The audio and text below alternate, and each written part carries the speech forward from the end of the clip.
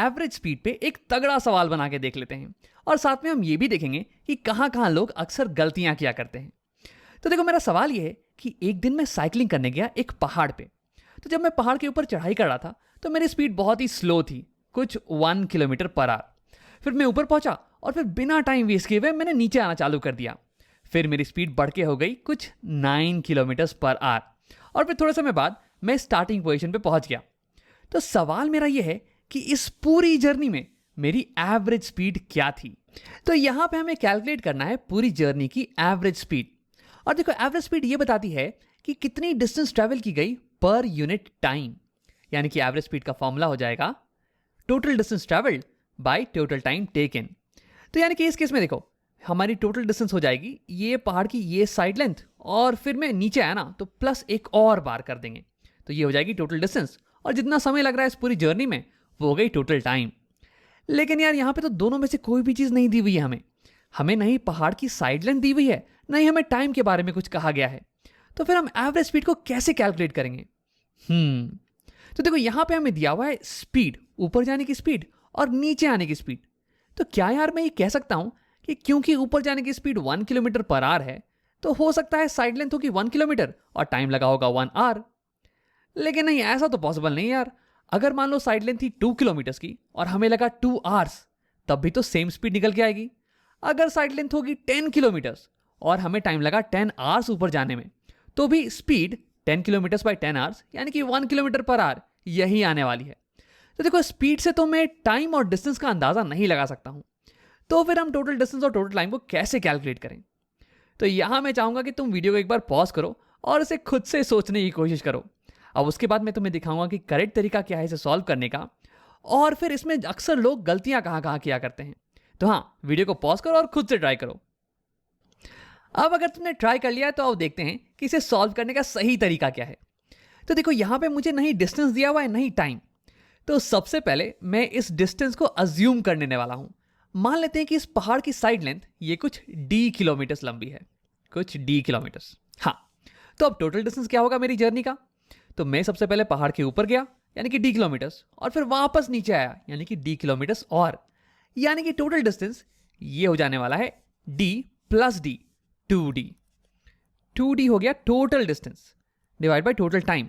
तो टाइम भी हमें दिया हुआ नहीं है, तो अब इसे भी मान लेते हैं कि ऊपर जाने में मुझे कुछ t1 घंटे लगे, t1, और नीचे आने में मुझे कुछ t2 घंटे लगे। हाँ, देखो, ये ऊपर जाने का टाइम और नीचे आने का टाइम ये सेम नहीं होने वाला है, ये अलग अलग होने वाला है। क्योंकि जब मैं ऊपर जा रहा था तो मेरी स्पीड बहुत ही कम थी, तो यानी कि मुझे ज़्यादा टाइम लगा होगा d किलोमीटर को कवर करने में। लेकिन जब मैं नीचे आ रहा था तो मेरी स्पीड थोड़ी फास्ट थी, तो यानी कि मैं कम टाइम में ही सेम डिस्टेंस को कवर कर लूंगा, है ना? तो यानी कि इसकी मदद से टोटल टाइम ये हो जाने वाला है t1 प्लस t2। अब उसे भी लिख लेते हैं, t1 प्लस t2।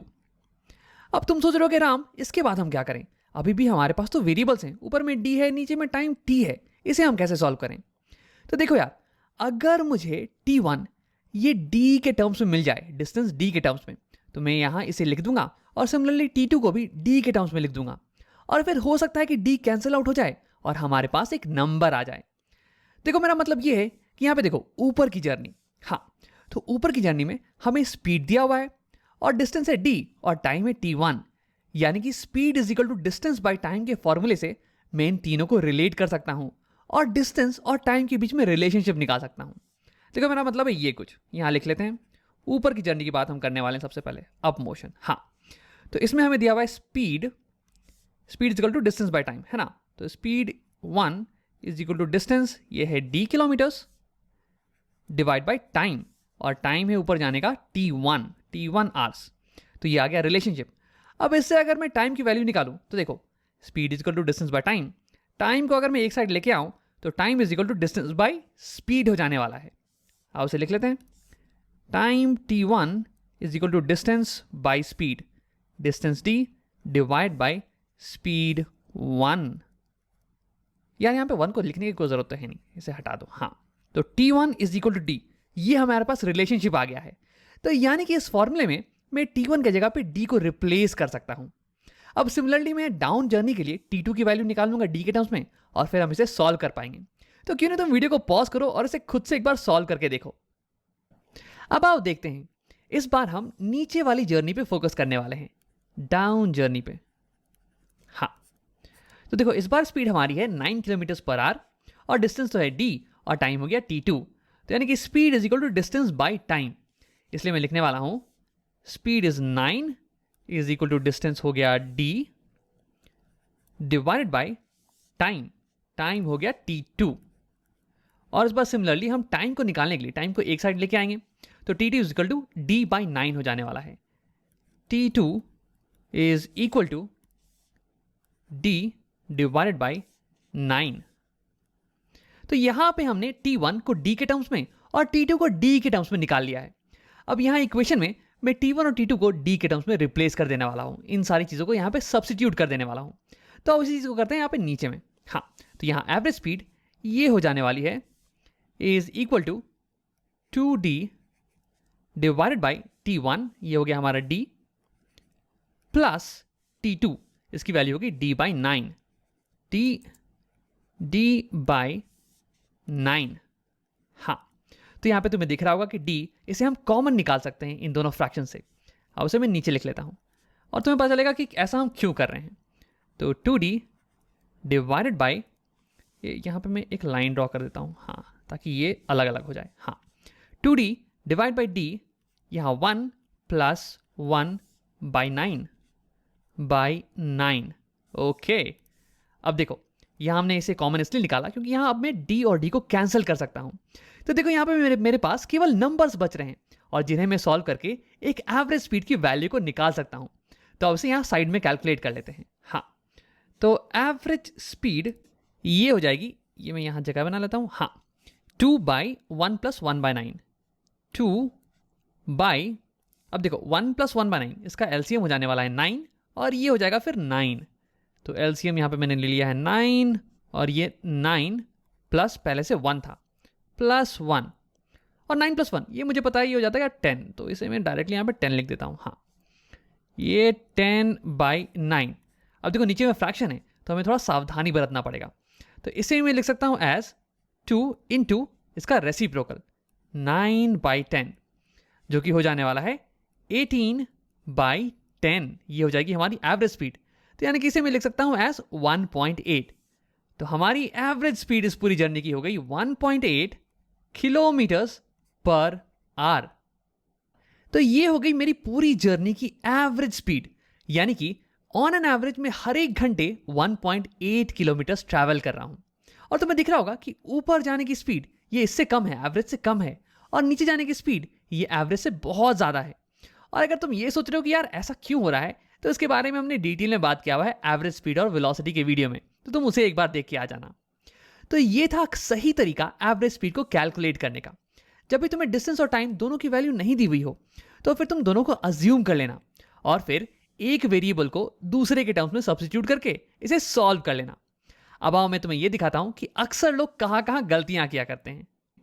तो जब मैंने भी पहली बार इस सवाल को देखा तो मैं भी बड़ा सरप्राइज था कि नहीं हमें डिस्टेंस दी हुई है और नहीं टाइम, तो फिर हम एवरेज स्पीड को कैसे कैलकुलेट करेंगे यार। फिर मुझे दिखा कि हमें दो स्पीड्स दी हुई हैं, एक ऊपर जाने की और एक नीचे आने की, और हमसे पूछा जा रहा है एवरेज निकालने को।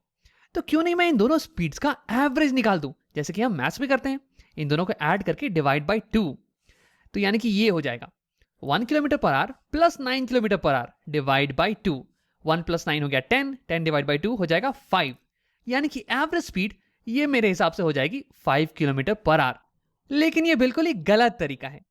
अब तुम ये सोच रहे हो कि राम हमें यहाँ पे एवरेज कैलकुलेट करना था और हमने दोनों ही स्पीड्स की एवरेज को कैलकुलेट कर दिया है, तो फिर यार गलती कहाँ हुई है। तो देखो, अगर मैं शॉर्ट में बताऊं तो ये तरीका अज्यूम करता है ना कि ऊपर जाने का टाइम और नीचे आने का टाइम ये बिल्कुल ही सेम है। मेरा मतलब है कि ये जवाब सही होता अगर हम 1 किलोमीटर पर आवर की स्पीड से सेम टाइम के लिए ट्रैवल करते और 9 किलोमीटर पर आवर की स्पीड से सेम टाइम के लिए ट्रैवल करते, यानी कि अगर अप टाइम ये डाउन टाइम के बराबर होता। तो आओ उसे समझते हैं एक एग्जाम्पल की मदद से। मान लो कि तुम्हें ऊपर जाने में लग रहा है 1 घंटा और नीचे आने में भी लग रहा है 1 ही घंटा। वैसे तो हमें पता है कि टाइम अलग अलग होगा, लेकिन मान लो एग्जाम्पल के लिए, तो इस केस में यार एवरेज स्पीड क्या होने वाली है। तो इसके लिए सबसे पहले टोटल डिस्टेंस कैलकुलेट करते हैं। तो देखो, ऊपर जाने की स्पीड है 1 किलोमीटर पर आवर और टाइम लग रहा है 1 घंटा। तो यानी कि इस स्पीड से अगर मैं 1 घंटे के लिए चलूं तो मैं 1 किलोमीटर कवर कर पाऊंगा। और सिमिलरली अगर मैं 9 किलोमीटर पर आवर से 1 घंटे के लिए चलूं तो मैं 9 किलोमीटर को कवर कर पाऊंगा। तो यानी कि टोटल डिस्टेंस हो गया 1 किलोमीटर प्लस 9 किलोमीटर। और टोटल टाइम देखो, ऊपर जाने में लग रहा है 1 आवर और नीचे आने में भी लग रहा है 1 आवर। तो यानी कि 1 + 1 हो गया 2। तो मैं यहाँ पे डिवाइड कर देने वाला हूँ 2 आवर से। हाँ, तो यानी कि 9 + 1 10 डिवाइड बाई 2, 10/2 हो गया 5 किलोमीटर पर आवर। ये हो गई हमारी एवरेज स्पीड और यही तो हमारे पास आया है। तो यानी कि ये पूरा प्रोसेस सही है जब हम दोनों स्पीड से सेम टाइम के लिए ट्रैवल करें तो। और देखो, ये टाइम कुछ भी हो सकता है, 1 घंटा हो, ये जरूरी नहीं। अगर तुम 2 घंटा लगाओ ऊपर जाने में और 2 घंटे में ही नीचे आओ तो भी तुम्हारी एवरेज स्पीड ये बिल्कुल ही सेम आने वाली है, 5 किलोमीटर पर आवर। तुम इसे खुद से करके चेक कर सकते हो एक बार। तो देखो, ये तरीका तब तक सही है जब तक हम दोनों स्पीड से सेम टाइम के लिए ट्रैवल करें। लेकिन यार इस केस में हमारी टाइम तो सेम है नहीं।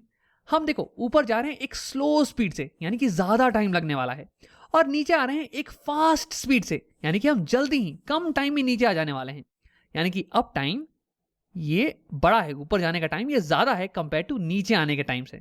और इसलिए इस केस में हम इस तरीके का इस्तेमाल नहीं कर सकते हैं। अब देखो एक आखिरी इंटरेस्टिंग चीज, देखो जब हम इक्वल टाइम स्पेंड करते हैं दोनों स्पीड के साथ तो फिर हमारी एवरेज स्पीड ये बिल्कुल बीच में आती है। देखो ये 5, ये 1 और 9 के बिल्कुल ही बीच में है।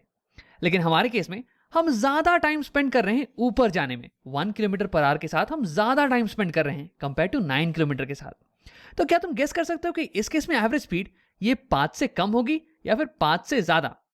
अब देखो, मुझे पता है कि तुमने आंसर तो पहले देख रखा है, लेकिन क्या तुम बस इस इंफॉर्मेशन की मदद से ये पता लगा सकते हो कि आंसर 5 से कम होने वाला है या उससे ज्यादा? अब देखो, हमारे केस में हम ज्यादा टाइम स्पेंड कर रहे हैं 1 किलोमीटर पर आवर की स्पीड के साथ। तो यानी कि हमारी एवरेज स्पीड ये इसके ज्यादा पास में आने वाली है, ये 5 और 1 के बीच में होगी, 1 के ज्यादा करीब। अब अगर तुम्हें यकीन नहीं हो रहा है तो अब एक एग्जांपल से देख लेते हैं। देखो मान लो कि हम कुछ 1000 आवर्स स्पेंड करते हैं 1 किलोमीटर पर आवर की स्पीड के साथ, और केवल 1 घंटा ही 1 आवर स्पेंड करते हैं 9 किलोमीटर पर आवर की स्पीड के साथ। तो इस केस में एवरेज स्पीड ये क्या हो जाएगी? तो सबसे पहले हमें टोटल डिस्टेंस कैलकुलेट करना होगा। तो 1 किलोमीटर पर आवर की स्पीड के साथ अगर मैं 1000 आवर्स ड्राइव करूं तो फिर मेरी डिस्टेंस हो जाएगी 1 × 1000 1000। और अगर मैं 9 किलोमीटर पर आवर के साथ 1 घंटा जाऊं तो फिर मेरी डिस्टेंस हो जाएगी 9 किलोमीटर। तो यानी कि टोटल डिस्टेंस ये होगी 1000 + 9, यानी कि 1009 किलोमीटर्स। हाँ, और टोटल टाइम टेकन ये हो गया 1000 आवर्स ऊपर और 1 आवर नीचे, यानी कि 1001 आवर। अब तुम्हें दिख रहा होगा कि अगर हम इसे डिवाइड करें तो हमारा आंसर कुछ 1 पॉइंट समथिंग आने वाला है ना, 1 point something kilometre per hour. यानी कि हमारा आंसर ये 1 के बहुत ही करीब आने वाला है, ये ऑलमोस्ट 1000/1000 ही तो लिखा हुआ है। तो यानी कि जिस स्पीड के साथ हम ज्यादा देर के लिए ट्रैवल करेंगे हमारी एवरेज स्पीड उसके ज्यादा करीब होने वाली है। अब आप वीडियो को यहीं पे खत्म करते हैं। हमने इस वीडियो में देखा कि एवरेज स्पीड को कैलकुलेट करने के लिए हमेशा फॉर्मूले का इस्तेमाल करना, total distance by total time. और अगर डिस्टेंस और टाइम की वैल्यू नहीं दी हुई हो तो उन्हें अज्यूम करके सॉल्व करने की कोशिश करना। और हाँ, स्पीड्स का एवरेज लेके शॉर्टकट से जाने की कोशिश बिल्कुल मत करना।